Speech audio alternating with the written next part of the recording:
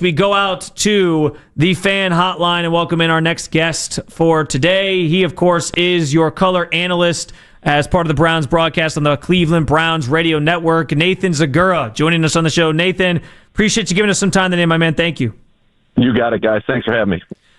So first off, Nathan, we know the conversations right now with the Browns revolve a ton around just the offense and what's gone wrong, and especially the quarterback position, and there's talk about potential quarterback change. I'm just curious from your perspective, what do you think is the biggest problem with this offense right now?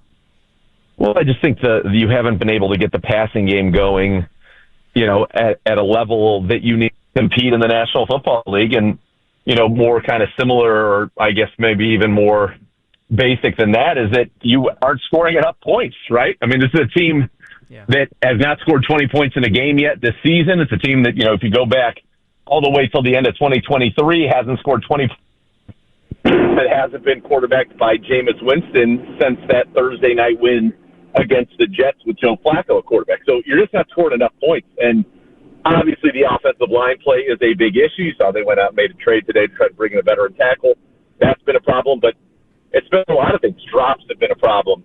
Turnovers remain a problem. The Browns have turned the ball over multiple times in 10 of their last 11 games. They have lost the turnover battle in 10 of their last 11 games. And you can't win in the National Football League when you do those things. Nathan, obviously, Kevin Stefanski today, non-committal at quarterback. Is that something that feels like this team needs right now, is just a change at that position to try to find some kind of spark?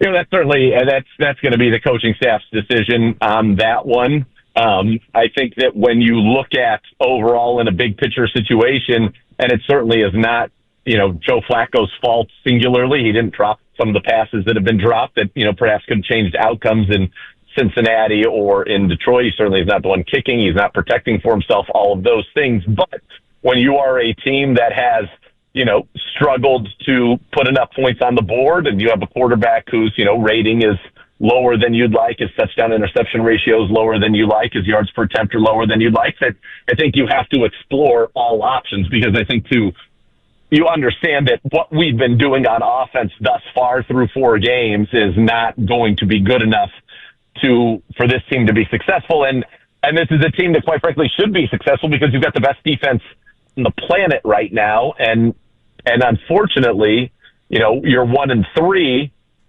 when you have a defense that's that good historically. Teams with the number 1 defense average around 11 wins a season. Teams with the number 1 defense have never been below 500. And so this is an offense that needs to pick up its play. And I think when you look at all those factors, you understand why you'd have a conversation about, do we need to make a change? Along those lines, Nathan, and then just talking about all the issues on offense right now, another big problem has been just the drops from wide receivers. And I think, Jerry Jeudy spoke to that yesterday with the big drop that he had on that 3rd and 7. And that's been an issue for him really since the start of the season. I guess I'm curious, from his standpoint specifically, is it something you think more so where it's just Jerry not performing to the level that he's capable of, or do you think it has to do more with quarterback or chemistry between receiver and quarterback? I don't think it has anything to do with the chemistry, because if you would come out to Berea, at any point this offseason, or you were with us when we were in Philadelphia in the joint practices, or you were with us in Charlotte when we were in the joint practices in Carolina, I mean, it was Flacco to Jerry Jeudy. Yeah. I mean, and they had great chemistry, and they were in a great rhythm. So I don't think it's the chemistry. I mean, the ball's being put there. He's just got to make the plays. And unfortunately, at times, he hasn't. I love that first drive. I've been wanting to get him going early in games, and the Browns did on that first drive. He had all 3 of his catches on that opening drive, and you're saying, okay, this is going to be a big Jerry Jeudy game. We're going to get him back over 100 yards. We're going to kind of get in that rhythm. And then it unfortunately just never kind of materialized. And then in that moment when he had a chance to make that big catch, he didn't. And, it's kind of interesting. You look at from a Browns perspective over the last, couple of seasons, coming off of big years, 2 years, in 23, Amari Cooper was coming off of a huge year. And then you go out and he had a strange kind of battle with the drops to start the 24 season. And then, Jerry Jeudy had a huge 24 and then has come out this year and kind of started off in strange fashion with battling some of the drops. So I don't know what it is. I know that he's going to work really hard to get it fixed, and I know that he was not happy about it. But, You look at that Cincinnati game and you look at certainly this game, and those drops have been massive. Not to say it would have changed the outcome here, but you go back to the end of the third quarter, it's easy to just look at the scoreboard. 34-10. It was a blowout by certainly any standard. But that wasn't the case. This was a game that late in the third and into the early fourth, it was 20-10. The Browns have an opportunity to make a field goal to make it a one-possession game, and Andre Schmidt misses it. Your defense then comes through again, gets forced into turnover on down, so you're like, all right, we've got some momentum back. We're going to get back in this game. Your offense, you have a drop by Harold Fannin on a very nice ball from Joe Flacco. Maybe could have been a little out ahead of him, but still certainly catchable for a big chunk play. And then you have the Judy one that probably would have been a touchdown had he caught it. And then you have those drops, so now you have to punt. You punt, and they run that kickback, and that kind of broke the game open 27-10. So it's just those little things that are adding up to be big things, and unfortunately for the Browns, that those are things that are the difference between winning and losing. Obviously, we talked about, offensive line has struggled here. It feels like there's still an ability to run the ball there, at least a little bit. I mean, Quinshon goes for another nice day. Where is the solve for that? Because I think you look at, I can look at KT Levison. He hasn't been great statistically in the pass game. He's been good in the run game. Where does the balance come in adding another tackle today? Yeah, because you just need to get better in the pass game. And I think you look at, the Browns, this is using pro football focus, not saying it's the only metric in town, and there's plenty other ways to look at it, and the film would probably tell you something similar to the eye test, which is this, that, of the 80 tackles that have played 20% of their team snaps, Cornelius Lucas is the lowest graded pass blocking tackle in the NFL, and KT Levison is a few spots above him out of 80. So we have 80, and I think it was like 76, or in that range. Cornelius Lucas has given up 28 pressures so far this season. The second most in the entire NFL is 18. The third most is 16. So he is on another stratosphere by himself. Now we face teams with unbelievable pass rushers.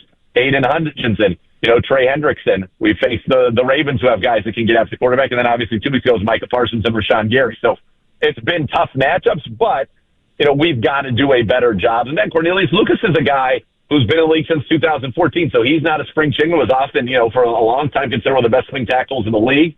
And he's having a little bit of struggle. But yeah, the run game has been better with Quinshon Judkins, he's just incredible in what he makes. Not only, if you give him some space to line, it's a 5-yard plus gain, could be a 30-yard gain. But if they get him to the line, and even when they don't, he just runs so hard and is able to pick up those yards after contact. He's been phenomenal. Nathan Zegura joining us on the fan hotline. Nathan, the special teams have obviously been a colossal disaster this season beyond just the Packers game last week, where you get pretty much every perfect special teams play to win the game.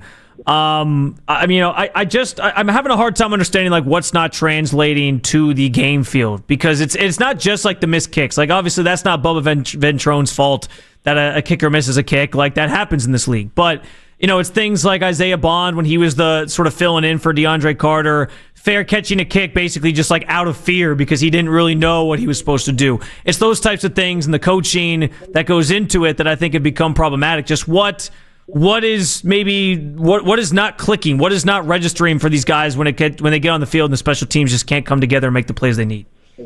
I don't know, but it's for a team that, the formula had to be play great defense. You can say that we are doing that. Run the football effectively, and I'd certainly say since Quinshon Judkins has been back, we've done that. You got to hit some shot plays down the field to pass game. Now, we have not done that, and then you had to be at least neutral, if not positive, on special teams, and we certainly have not been that. I don't know what the problem is, but we've allowed a pretty big punt return in 3 of the 4 games this year. The missed kicks, that happens. 56-yarder, I know that they're a lot. That's just not a layup.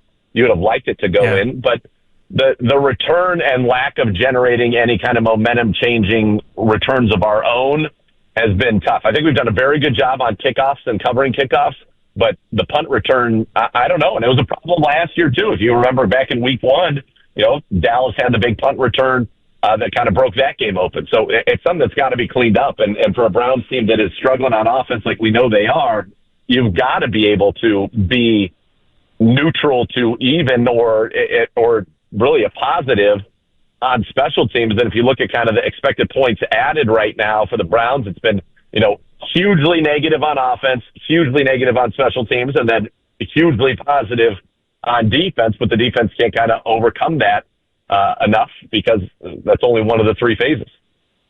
Nathan, obviously with the defense playing so well as you just laid out and the offense special teams struggling, how frustrating is that to sit there and be able to perform at the highest level and then, not necessarily get the complimentary football that Kevin always talks to? How quick does frustration grow in that room?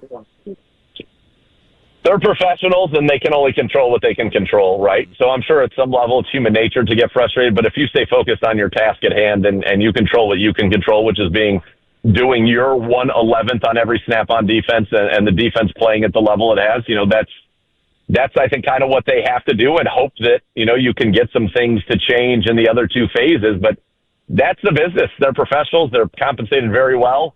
It is, as I said, human nature to get frustrated, but you got to just stay focused on doing your job and continuing to do that at a high level. And that's all you can control. You can't play offense. So you have to hope that, everybody else kind of comes together and raises their level of play to match yours.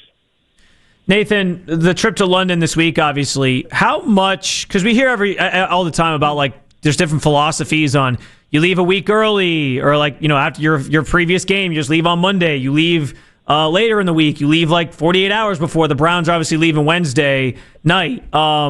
What is it about the time change? How much does that actually take a toll on these guys as they try to adjust and get ready for a football game? If you could put that into perspective, because I don't know if people just watching the sport as fans always understand the complexities of that, but it's taken very seriously in the league, obviously.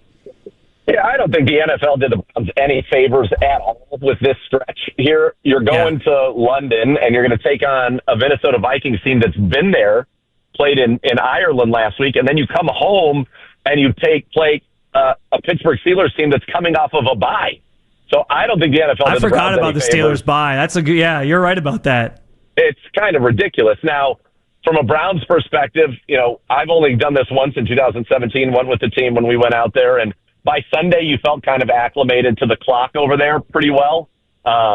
You'll fly through the night Wednesday. You'll get there on Thursday. They'll have a practice or kind of a walk-through Thursday afternoon. They'll have a real practice Friday, a walk-through Saturday, game Sunday. By then, you're pretty well acclimated. I always think it's a lot easier to go, east than it is to go west. Sometimes going west, it's so hard to stay up late enough to get back onto that clock, whereas going east, you can kind of, get yourself on clock. It's a tough thing. Teams do it in different ways. I think that these London games you've often kind of seen in the past, or these international games, that it's just important to start fast. If you can start fast, sometimes teams are saying, you know what, I'm not too into this. And I think that will be really important for this Browns team. But they should be acclimated. Again, they just have to talk about it. I don't actually have to go do it. So I remember last time by Sunday, I felt pretty, on clock. But again, I wasn't being chased by 300-pound men trying to smoke me. So it's a little bit different. What's the tourist activity that when you get some free time, you absolutely are going to be taking advantage of in London? So it's tough. Last time we went, I actually was staying in London, so it was a lot easier to go to, Tower of London, which I think is so cool, and, go see Big Ben, and you can see there's so much to do. It's an incredible city. But this time we're actually a good ways out of the city. So I don't know if I'm even going to get into London. I'd like to. We'll just see what the schedule allows. But if I do, I think the Tower of London is just cool. The history that's there is fascinating. And so that's something I always like to go check out. I assume they have Uber in London, right? Is that a thing over there? I would imagine they have. Well, they have the famous, the black cabs that are so good. That's right. So I'm sure we'll be able to get rides. Just at London, I don't know exactly how long it'll take to get in. That's one of the things we're going to kind of scout out as we get over there and see what we're able to do. I've been to London one time. I was 3 years old. My mom has a picture of me asleep on the floor of one of those taxi cabs, which is actually really gross when you think about it. So, especially after COVID and all that. Nathan, we appreciate your time, man. Thank you so much for giving us a few minutes here on a Monday. I'll see you out in Berea on Wednesday, man. Thank you. Thanks, Nathan. You got it, guys. Thank you. Nathan Zegura joining us on the Fan Hotline.